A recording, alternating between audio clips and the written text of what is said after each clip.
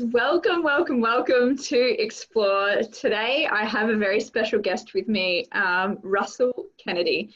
He is a medical doctor with an additional degree in training in neuroscience and developmental psychology. Dr. Kennedy's been on stage over 1,000 times, from presenting as a speaker with organisations like the National Speakers Bureau to working comedy clubs on the other end of the spectrum as a stand-up comedian. And to round him out a little more, he's also a certified yoga instructor and a meditation instructor as well. He retired from medicine, and this is why I've got him on the show today. He retired from medicine to pursue his passion, speaking, writing, and creating content to help people understand how their brain works, both for them and against them. And he has a very special interest in improving treatment outcomes for anxiety and anxiety disorders, which is what we're going to dive into today. Dr. Russell Kennedy, thank you so much for jumping on the line. Thanks, Bianca. It's really great to talk to you. Yeah, I'm super excited to dive in. Now, we connected, I don't know, a couple of months back. We connected around laughter yoga and anxiety and the link between the two. And we had a really, really interesting conversation, which is why I decided to invite you on. And I was like, the world has to hear more about this. You're one of the world's leading experts in anxiety, as far as I understand. So, yeah, super excited to get into it. What I wanted to dive into was something that you mentioned in our first conversation, and that was around the word that you use for anxiety is a little different to what I've heard before. And you call it alarm when you're working with people.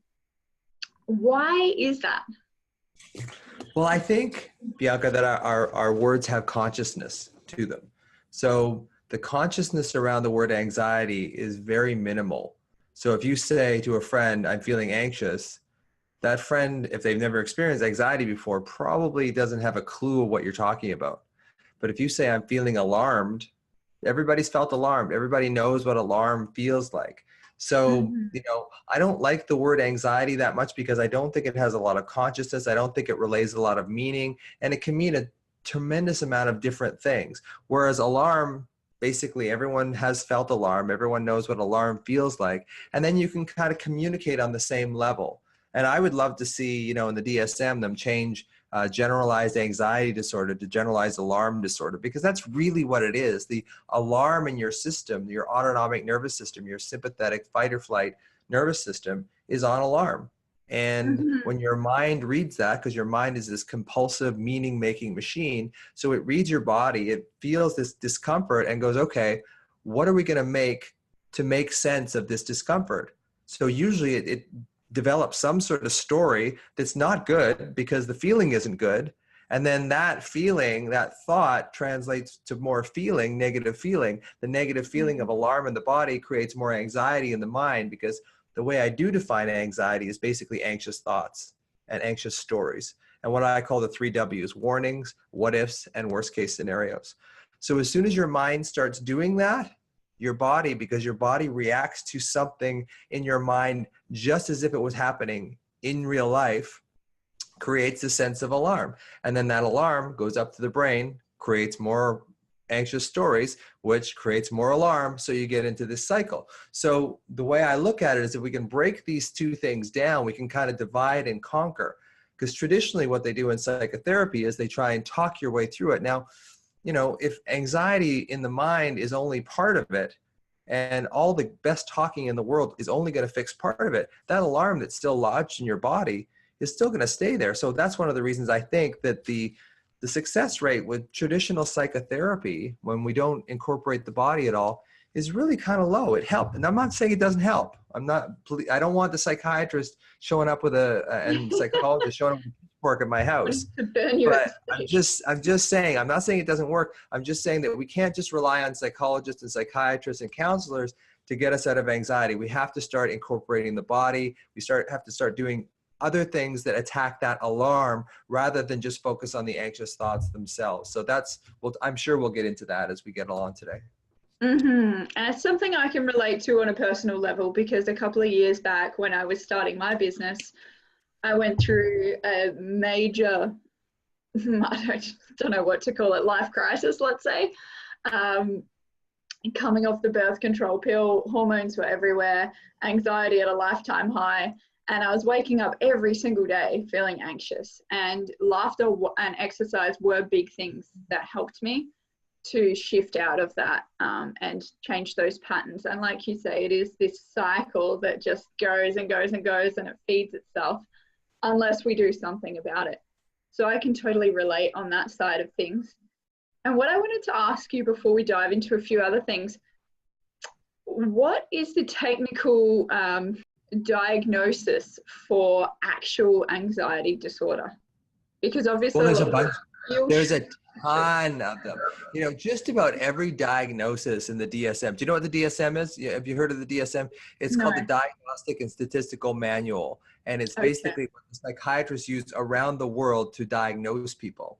And it has everything in there, like obsessive compulsive disorder, you know, every disorder that there is in, you know, schizophrenia, anxiety, depression, major depression, minor depression, reactive depression, all of that stuff is in this one manual that has gone worldwide.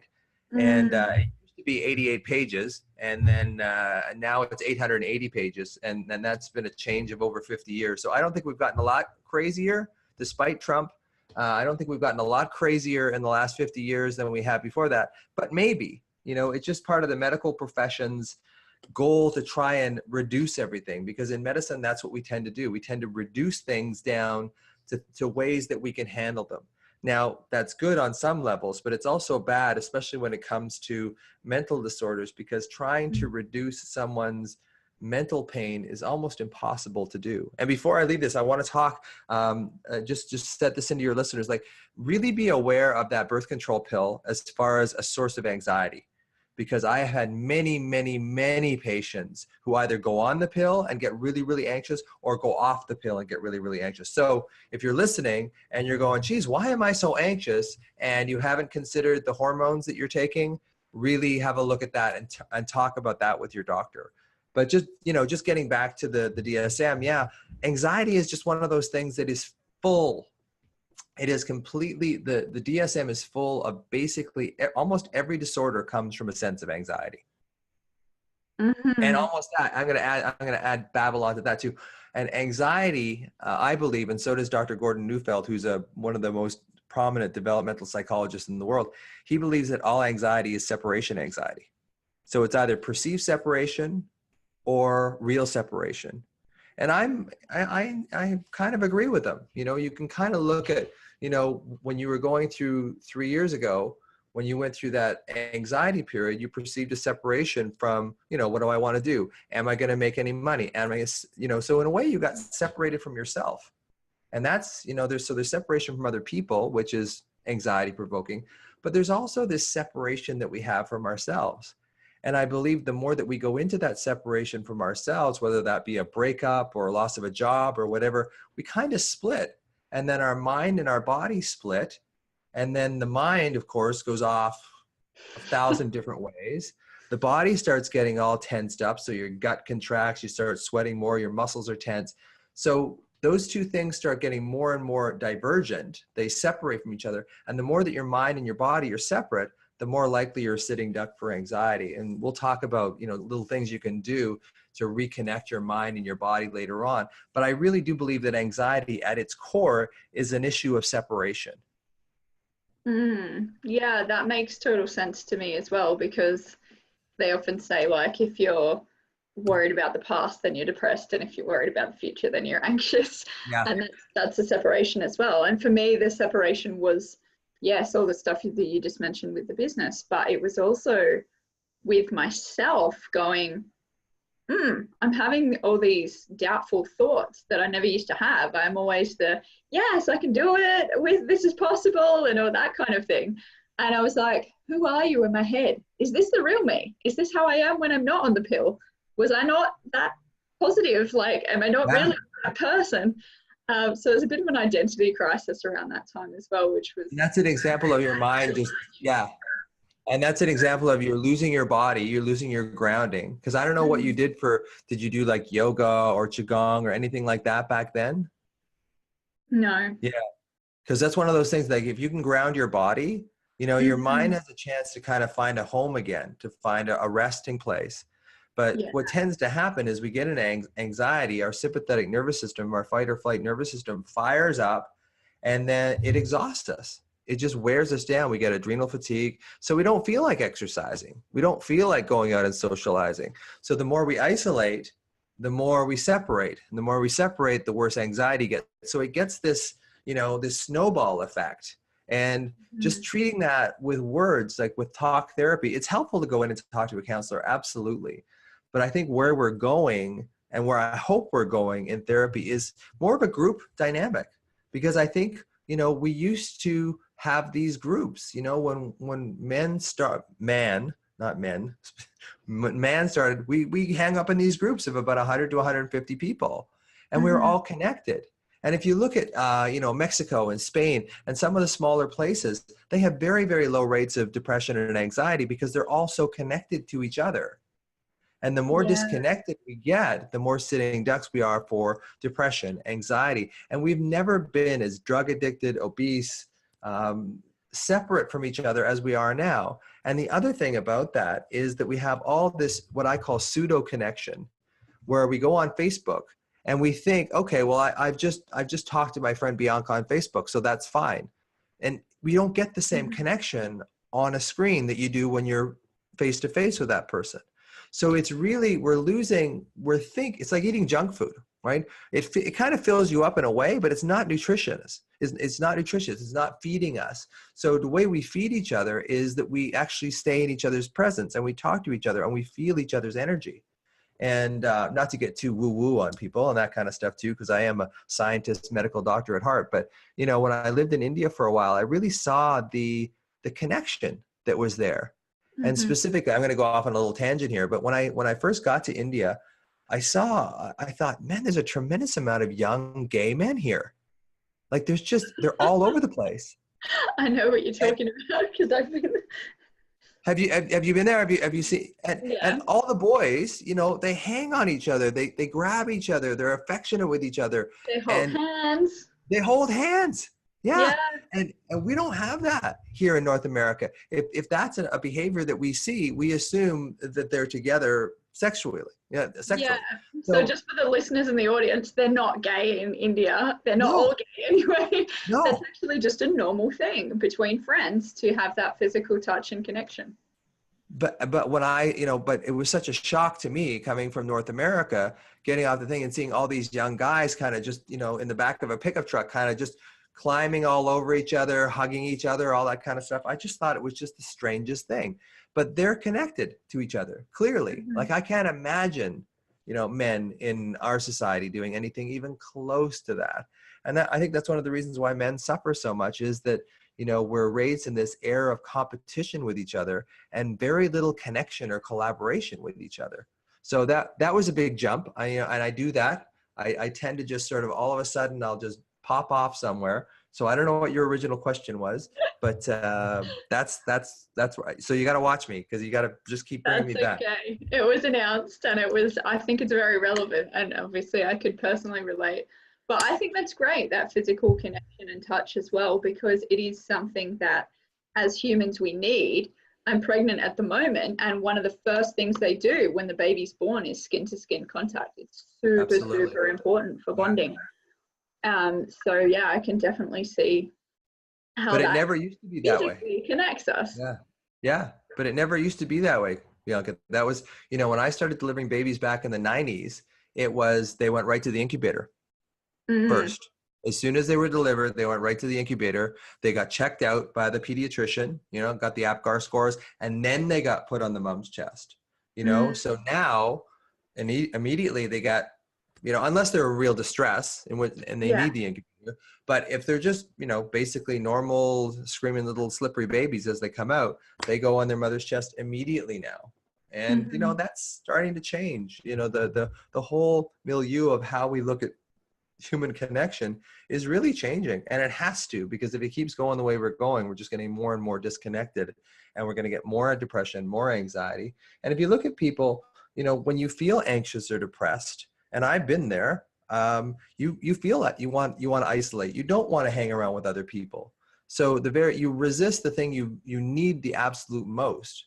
And of course that just perpetuates the anxiety and depression. It just gets worse. Totally. So with the withdrawal and with like, I know something you mentioned in our last conversation was around the social engagement system. Do you want to talk to us a little bit about that and why it's so important?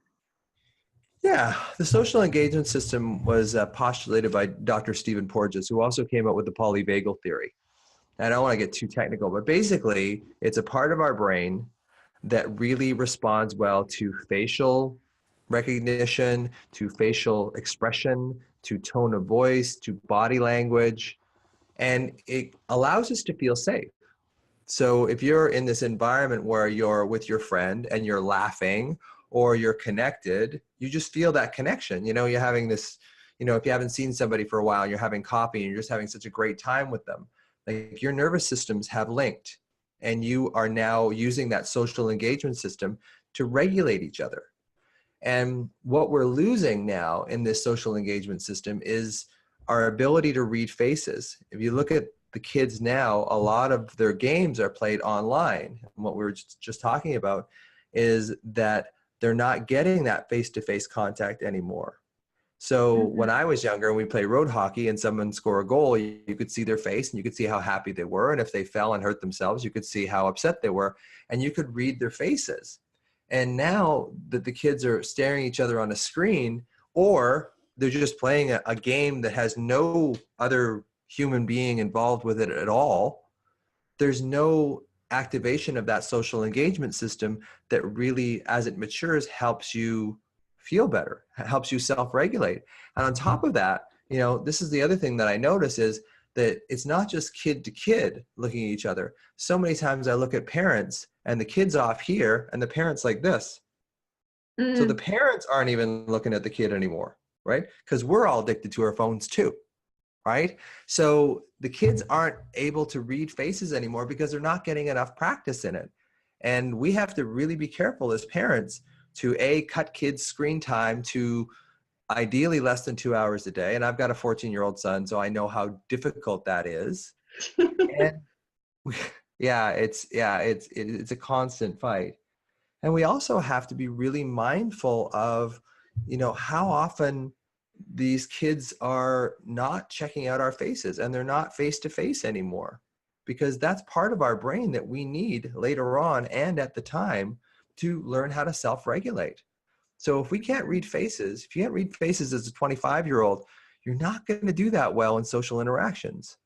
So it's really, really important that we try and optimize this social engagement system, because it is the way that we have traditionally learned how to self-regulate. And I think this is one of the other reasons why kids are getting into university now at, 18, 19, 20, and they're having huge problems with anxiety because they've never exercised that muscle. They never learned how to self-regulate. And now they're forced into separation because they're living away from home and they're in university, and they're going through huge amounts of anxiety because they've never learned these little features in the brain and just in daily interaction to self-regulate, so that they don't get into that mind-body disconnection and they cycle out of control.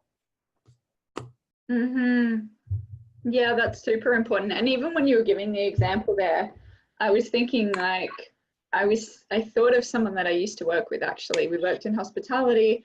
She was the licensee where we worked, so she worked a lot of hours. She has 2 young boys. And when, I can't remember exactly what one of her sons said to her, but he said something like, something around her always being busy, but also when she's there, she's not actually there. She's on her phone, Right. she's checking emails, and that just crushed her. She sold the license to the business. She just totally turned it around because that just devastated her. And I think that, like, if that's what a kid is seeing of their parents like this, Right. that's horrible. Yeah. Well, it's basically saying that you're, not directly, but it's saying you're not as important as this thing, Mm-hmm. and then the kids, get that message. And if they haven't built their social engagement system, which typically they aren't these days, they're sitting ducks. I was reading something a couple of days ago. It said here in Canada, anyway, 75% of teenagers have some sort of anxiety issue. 75%. Like that Wow. is a massive amount of, because we're just getting more and more separate. We've never had so much wealth, we've never had so much opportunity, and we've never been so addicted and separate as we are now. And unless we start doing something about it, our kids are really going to suffer, and the adults, of course, too. Mm. And it's also sending the message that if you get online and you get on your phone, you're going to get attention. Yeah, Which is not. and they do too. Ate, who's a colleague of mine, and he's a specialist in addiction, and he says addiction is one of those things where you get a hit, but Mhm. no long-lasting satisfaction, and eventually it negatively affects your life. And that's Facebook, that's Snapchat, that's all this stuff. You get this quick little hit, but there's no long-lasting satisfaction in that. So it's the definition of addiction. So no wonder the kids are addicted.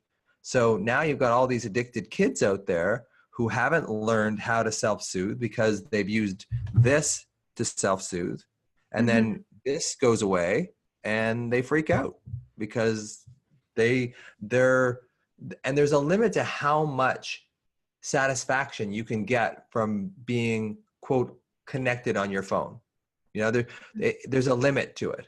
So, but they keep going back because as soon as you get stressed, you go back into what you're addicted to. So they redouble their efforts to go on Snapchat or Instagram or whatever, and it never works. And they just wind up getting worse and worse and worse. So yeah, we've got to definitely start doing something about this. The way that we allow our kids to have screen time is just, it's out of control, and it's not good for their brains. And your brain doesn't actually fully develop for men until you're about 27, and for women until you're about 25. So Yeah, definitely not things that people consider. I hadn't really thought of no, that like 5 years ago for me. Wow. yeah. Right. Okay. So something I wanted to dive into with you, and I think why we've connected in the way that we have is obviously because of our passion for laughter, for working within the body and the mind as well. Do you want to explain to people why it's important to involve the body? You mentioned before about traditional therapy and talk therapy being a part of the puzzle. Why is it important to involve the body? Well, I think that anxiety, we typically worship the mind in our society. So we think we look at anxiety as a mind issue that reflects in the body. And I look at it more as a body issue that reflects in the mind. Right. So if you look at the iceberg, the top that you can see, the top that you can think, the thoughts that are there are the reflection. The problem is actually this unresolved trauma that is stored in the body. And when I used to teach yoga, almost always there was someone in my class who would be in tears. And not because the pose was really hard or anything like that, but there's a saying that we have issues in our tissues. So old memories, old unresolved traumas, old wounds from childhood, sometimes during yoga, because they're stored in the body, you move the body a certain way, and that opens up these old traumas and people start to cry. So there is stuff that's held in the body. And if we don't deal with that, we're constantly just trying to think positively. There's a big movement about positive psychology. And one of my favorite sayings is that the power of positive thinking doesn't work for negative people.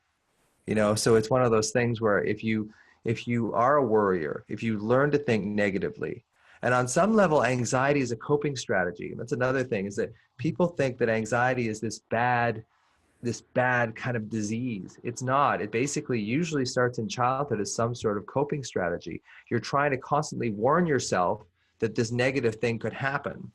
And then when it doesn't happen, your unconscious mind makes the false assumption that it didn't happen because I worried.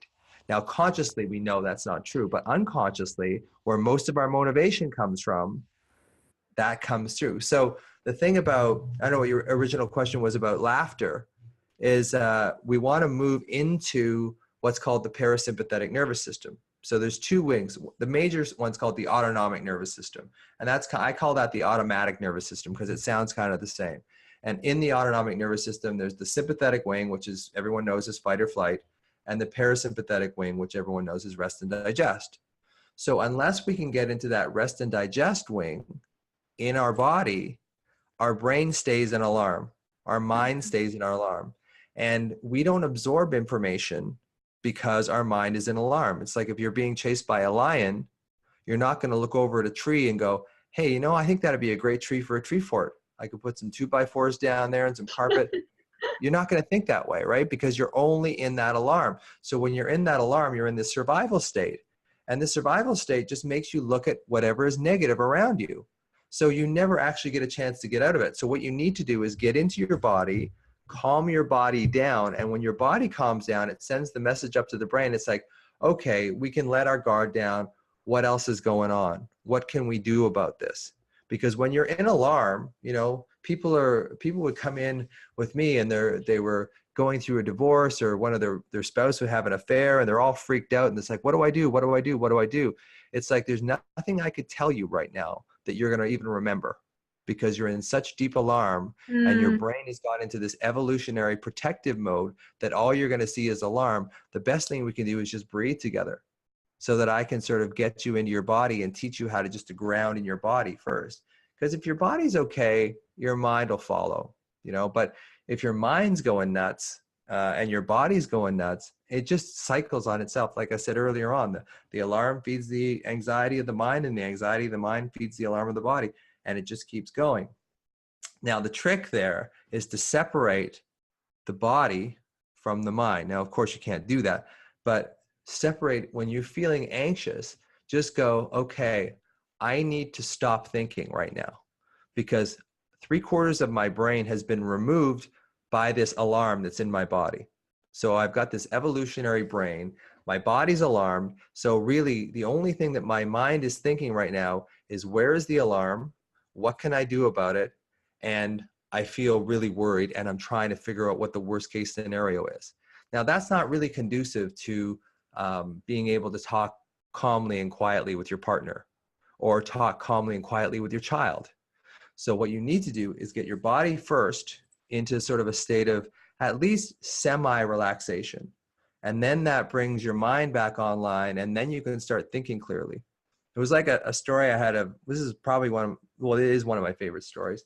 I had a guy come in to see me in my practice. He was in his early 50s. He had lost his wife to breast cancer. And he said, Dr. Kennedy, I'm so anxious and I'm so depressed. I've got to dig myself out of this hole.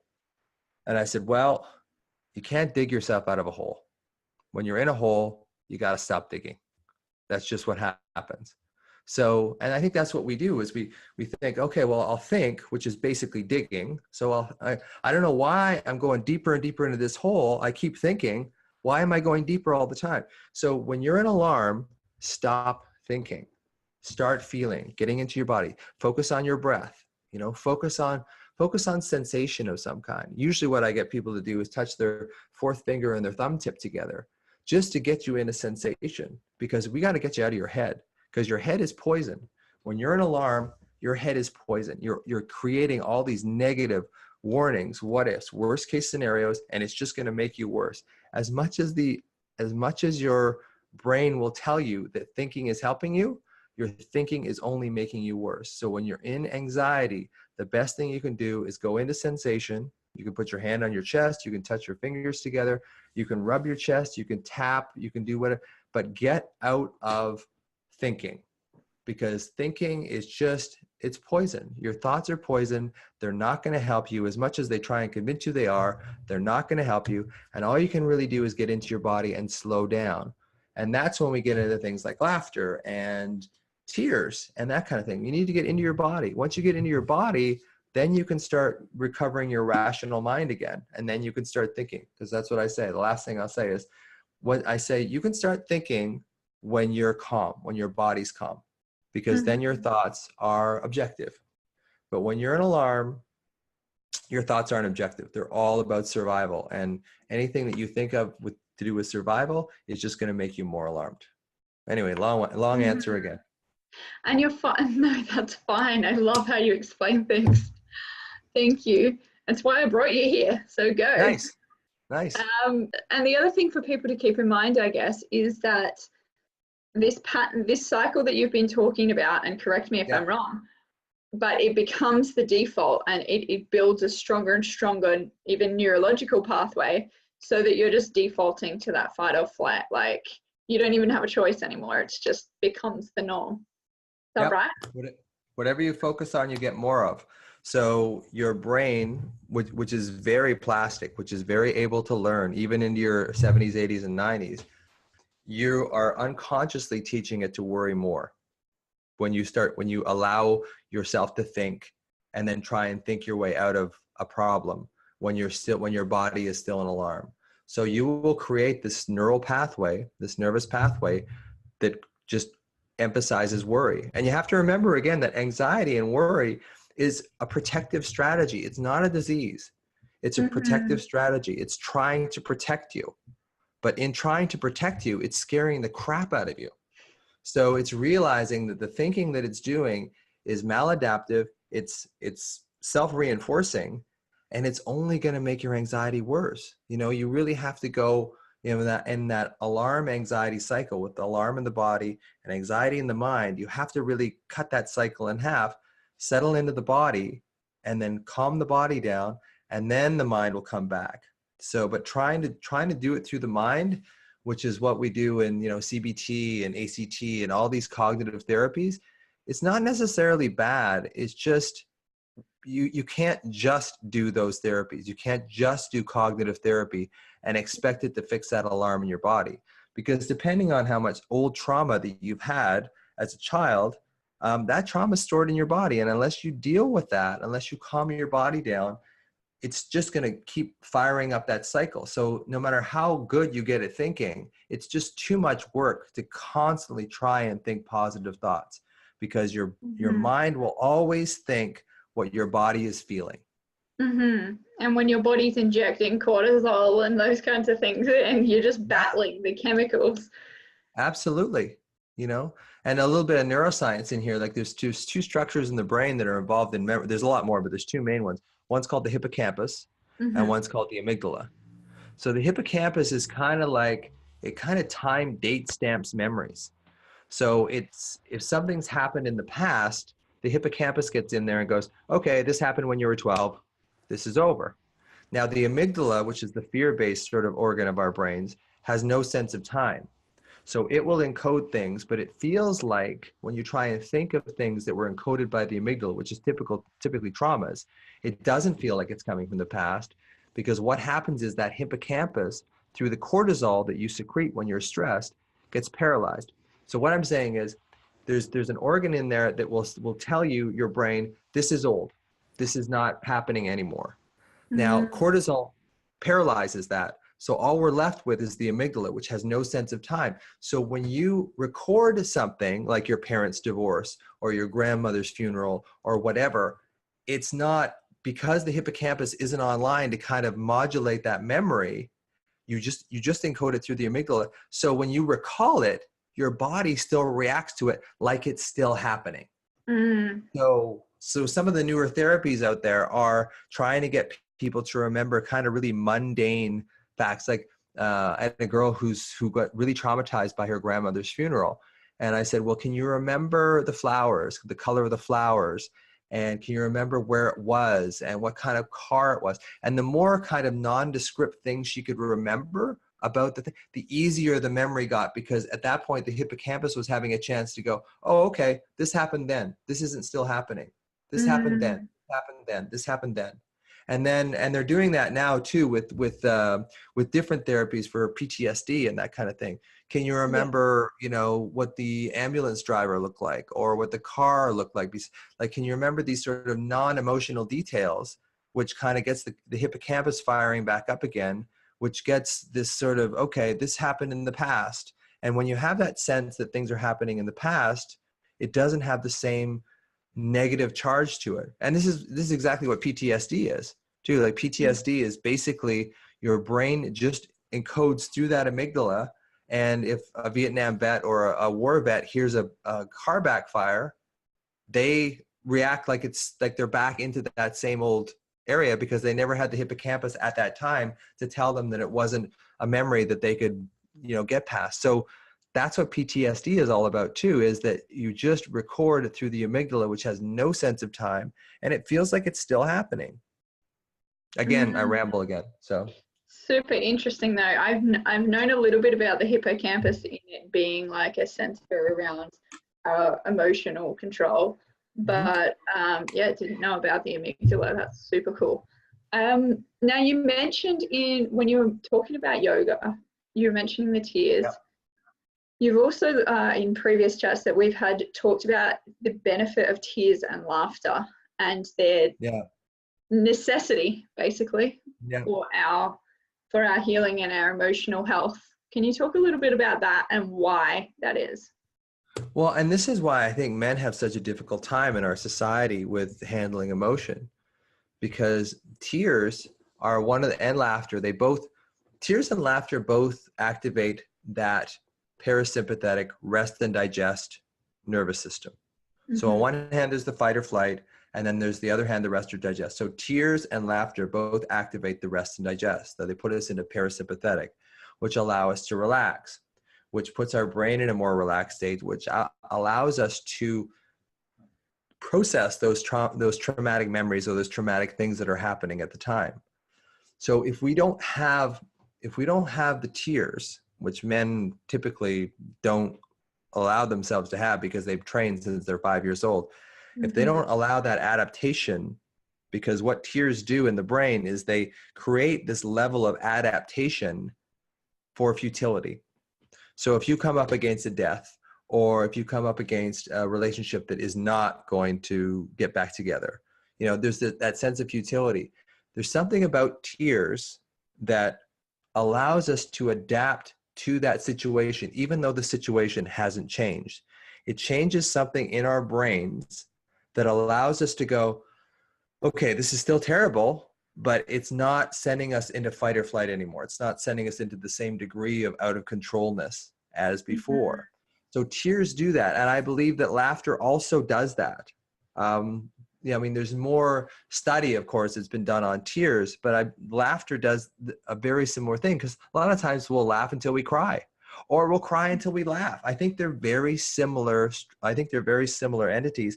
And I think that they both have this ability to allow us to resolve an element of futility in our environment. So when something is in our environment and we can't change it, we have to change our brains. And the only way that I know of really changing your brain to futility is really with tears. Tears and laughter are probably the two biggest things that you can do that allow your brain to kind of go, okay, well, the situation hasn't changed, but all of a sudden I just feel better about it. And men don't get that. Men don't get that unless they're really driven to the edge. And they're getting better. Like men are definitely getting better. I'm starting a podcast soon with my friend, Dr. Nima Ramani, and it's called the Manxiety Podcast. So it's anxiety. It's called the Manxiety Show. So if you had anxiety show and you put M on the front of it, it would be Manxiety Show. So it's a thing. It's a podcast about what stresses men out, and allows us access to different things that can, help calm our nervous systems, because that's the reason why men, the suicide rate in men is so high compared to women. Women have access to tears. They also are much more language-based creatures than men are. So they talk about it more. It's okay to talk about your emotions as a woman. It's not so okay to talk about it as a man. So it goes into anger. It goes into frustration. It goes into sexually acting out. It goes into, physical violence. There's so many ways that men's frustration goes out, that if they could just learn to access this sort of tearful part of themselves, that's really probably, emotional trauma they've been holding on to since they were children. Once you process that, the world gets a lot lighter.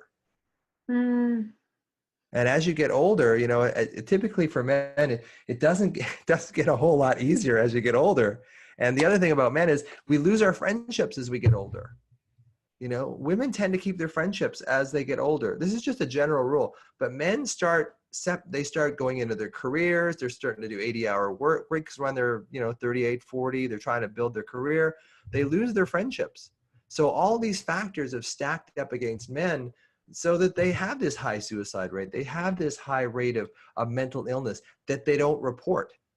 Because I think men are actually, this isn't the greatest term, but weaker than women. I think women are stronger in general. They live longer. I think that they're stronger organisms, maybe not physically stronger, at least earlier on, but they're stronger organisms in general.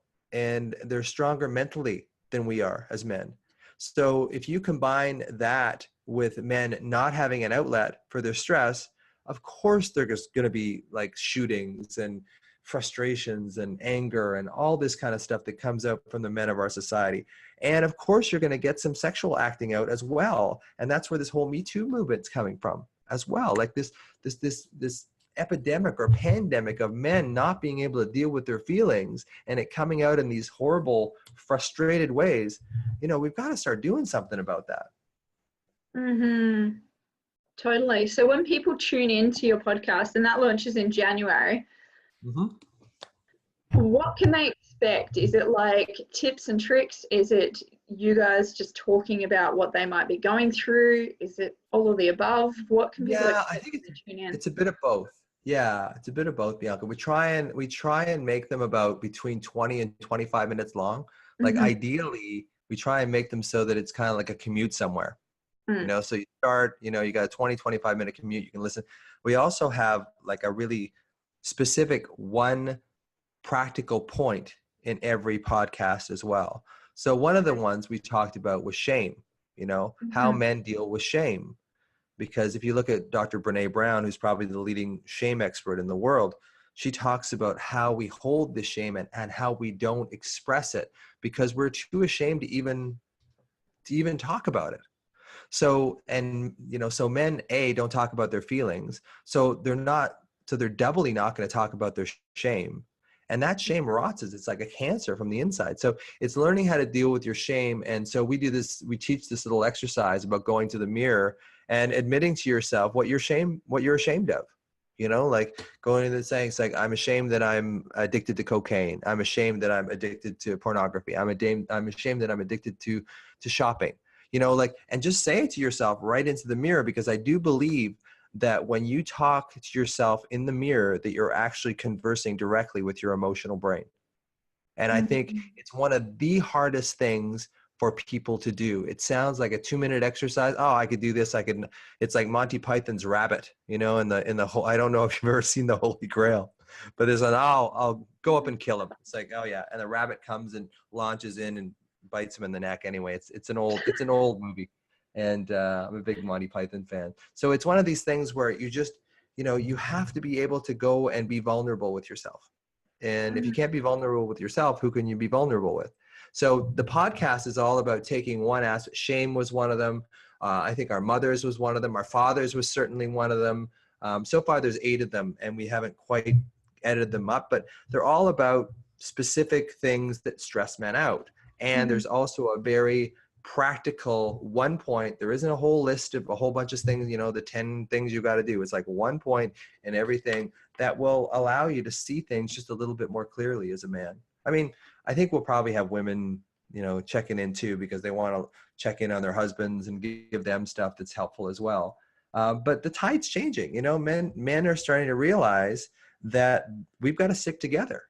If we don't stick together, so that's why I think another thing that's great about the Me Too movement and that sort of thing is that, it forces men to kind of come together, because we're raised in this environment of competition rather than collaboration. And I think that was good for the species at one time, because the strongest men would get to mate, and create the strongest babies. But we don't live in that society anymore. And this competition thing is killing men like crazy. And, getting back to your original question, laughter and tears are one of those things that helps men and women and everyone deal with futility. When you come up against a situation that you can't change, you have to change yourself. And tears are a great way of doing that. And so is laughter. And I love your laughter yoga thing, by the way. I've seen a bunch of them, and yours is by far and away the most engaging, the most fun, And I even said, like, I want to use it in my Anxiety for Kids, course that I'm making. Mm-hmm.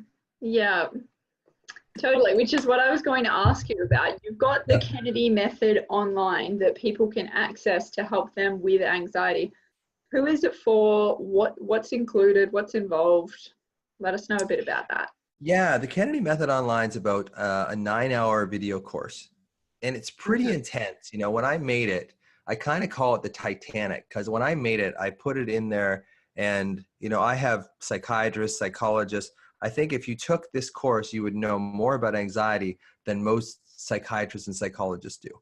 Not that it's incredibly, it's not horribly technical, but there's a fair amount of material in there. So how anxiety gets started, how it gets perpetuated, and things that you can do to, start taking control of your mind so your mind doesn't take control of you.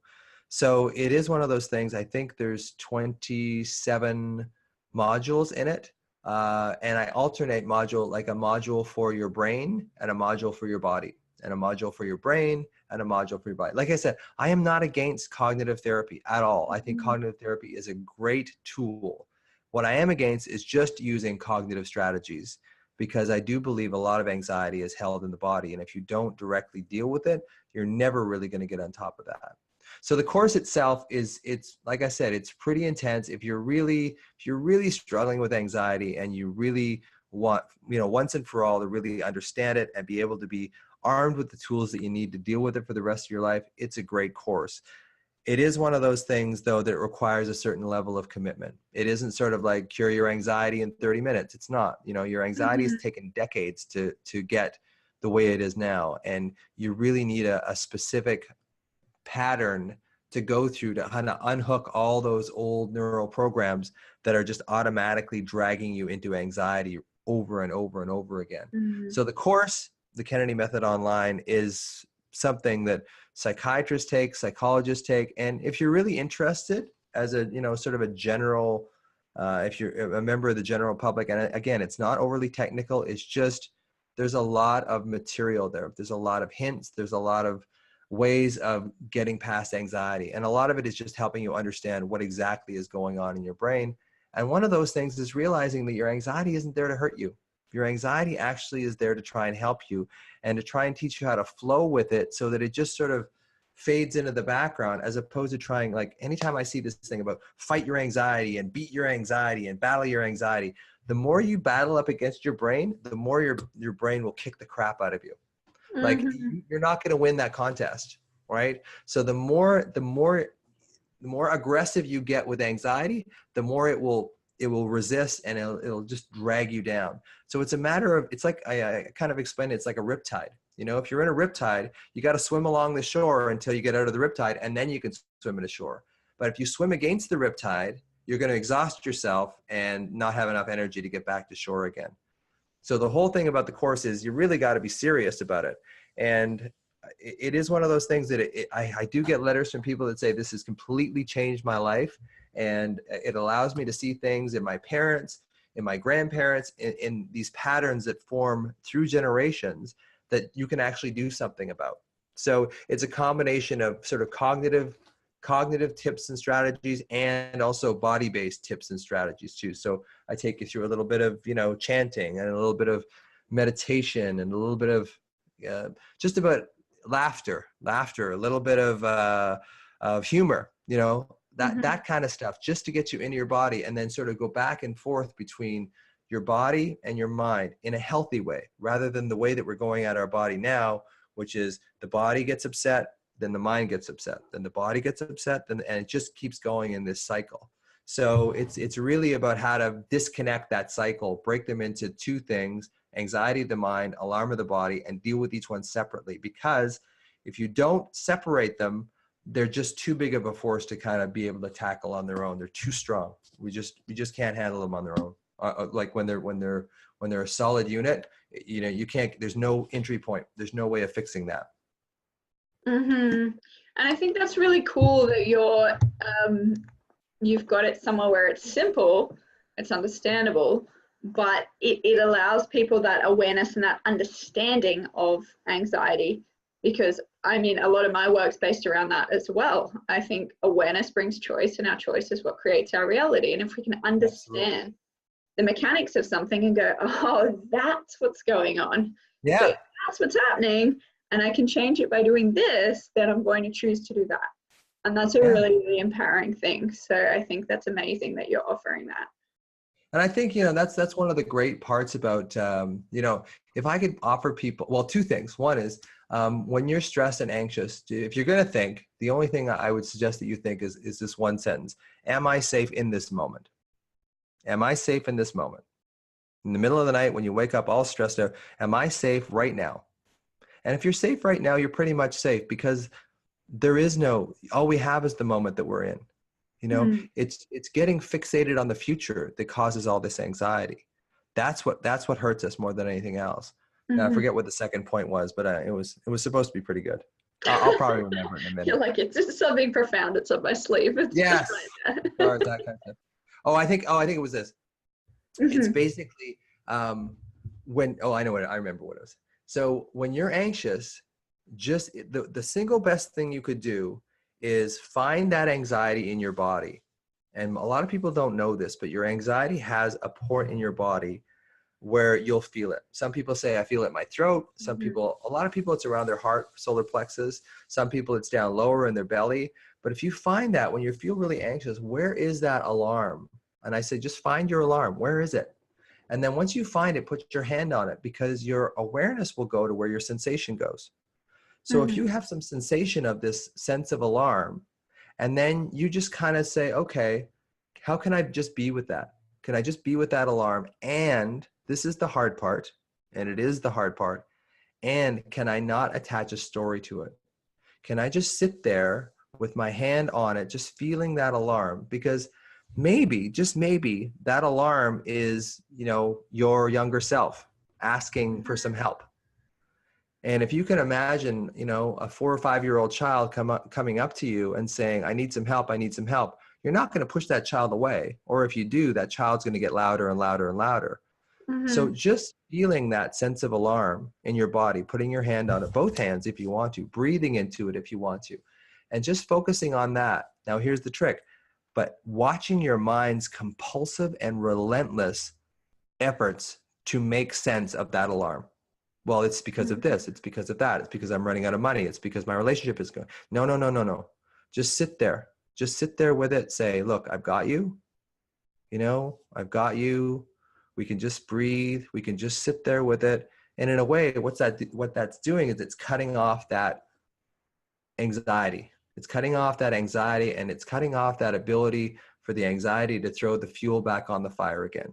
Because when you start thinking again, your thoughts are basically just throwing, fuel on the fire again. So the longer you can sit with that sense of alarm and just breathe into it and be okay with it and tolerate that sensation, the easier you're going to be able to tolerate that sensation when it comes up. So it's the anxiety, it's the thinking that makes everything worse. And if you can just sit with that alarm and feel it, it'll over the course of time start to change. Because what happens is when you feel the alarm and you automatically go into thoughts, you never actually deal with that alarm. You never deal with it, because as soon as you feel it, you go up into your head. So it sits there, and it sits there and it never gets dealt with. So it never changes. So it never gets better. So in sitting with it, putting your hand on it, breathing into it, feeling it, staying with it, talking to it, loving it if you can. I mean, that's the ultimate. If you can love this sense of alarm, then you can start to change it. But as soon as you start thinking about it, you've left it. The problem is here. The problem is in your chest. If you go up here, this doesn't change. If you stay here, you have a chance at least of changing this. So that's probably the most profound thing. That, and, if you do have to think something, think, am I safe in this moment? Am I safe in this moment? And almost always the answer is yes. And even if that buys you another 5 minutes or 10 minutes, keep doing it over and over and over again, and feel that alarm and stay with that alarm without compulsively, like I said, being addicted into trying to explain it. Because when you try to explain it, you're just digging, you're going to make yourself worse. So if I can get one thing across to your listeners, is like when you feel that alarm, sit with it and watch your mind's compulsive, relentless attempts at trying to think its way out of it, which it can't do. You cannot think your way out of a feeling problem. Mm-hmm. Super, super powerful. So you've got a lot going on, Dr. Kennedy. You've got the Kennedy Method online, which is the program that you spoke about before. It's around 9 hours. You do it in your own time, working through anxiety. You've got the Manxiety show coming up in January. Where can people find you? Where do you want them to connect with you if they're wanting to find out? The easiest way is probably my website. You know, so it's www.theanxietymd.com. So that's probably the best way to find me. And from there, there's links to and if you just Google actually the Anxiety MD, my website will come up, my Facebook page, my YouTube channel, because I've got some videos on Facebook and YouTube. I've fallen off that a little bit lately, as you can tell. I've been kind of doing a bunch of other projects, but I want to make some more videos and that kind of stuff too. And I just want to get the word out. You know, I really do think that the way that we deal with anxiety, specifically in allopathic or specific general medicine and psychology, is that we go after the mind. And really, we need to do both. If we don't go after the body, you're never going to get any long-lasting relief from anxiety. So yeah, the Anxiety MD is probably the best way. But if you just Google the Anxiety MD, you'll find me for sure. I'm all over the place these days. Beautiful. Now, one thing I haven't told you is that we round out every episode of Explore with laughing together. Okay. So I wanted to ask you, is there a laugh that you would love to do together, whether it's your favorite laugh, whether it's something specific around anxiety? Is there a laugh that you would love to share together today? I don't know if there's anything specific, but usually like when I need to laugh, I go to your little YouTube thing, and that always gets me going. So if you start laughing, I'll probably start laughing too. Is there anything, any particular one, or it's just anything? Oh, just your whatever silly one that you get into, because you talk about silly stuff and then you get into it. There's the milkshake. The milkshake. All right, yeah. Let's do milkshake, an oldie but a goodie. Okay, so for everyone on the line, laughter wellness and laughter yoga are super big parts of my world, my life, my work. And it is for a lot of the reasons that Dr. Kennedy and I have been talking about today, because it helps us to shift, change the biochemistry in the body, reduce the cortisol, stress hormone, boost the feel-good hormones, the natural painkillers, those kinds of things. And it allows us to change and rewire our mind. So changing those neurological pathways that we were talking about earlier. So it's super powerful. So if you've watched a few episodes and you're like, why does she do this laughter thing? This is why. It's powerful on every level for your brain, your body, your manifestation, anything that you're wanting in your life. And who doesn't like to laugh? It's good fun. So we're going to get into milkshake laughter. I'll do it first, then we'll do it together, all of us, with Dr. Kennedy as well. Yeah, doctor's orders. You have a medical doctor. Or, yeah, I'll write a prescription saying laughter. So to make a milkshake, what we're going to do first is pour from one cup to the other. We're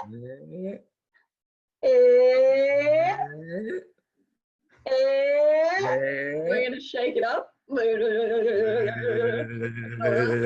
it down.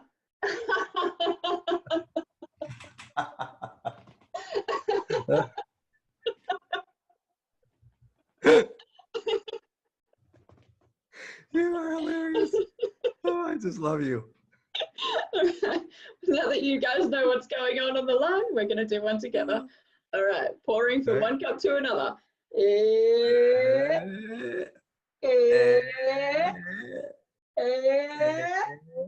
Shake it up.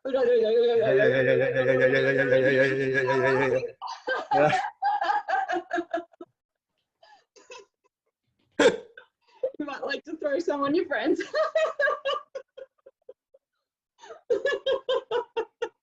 Oh, you're so funny. Oh, God.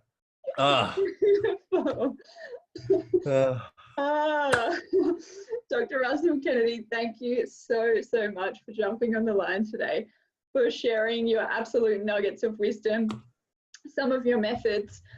Guys, if you do want to follow along and find out more, definitely look up Dr. Kennedy, theanxietymd.com. Thank you so much for jumping on, and for everyone on the line, I'll see you again soon.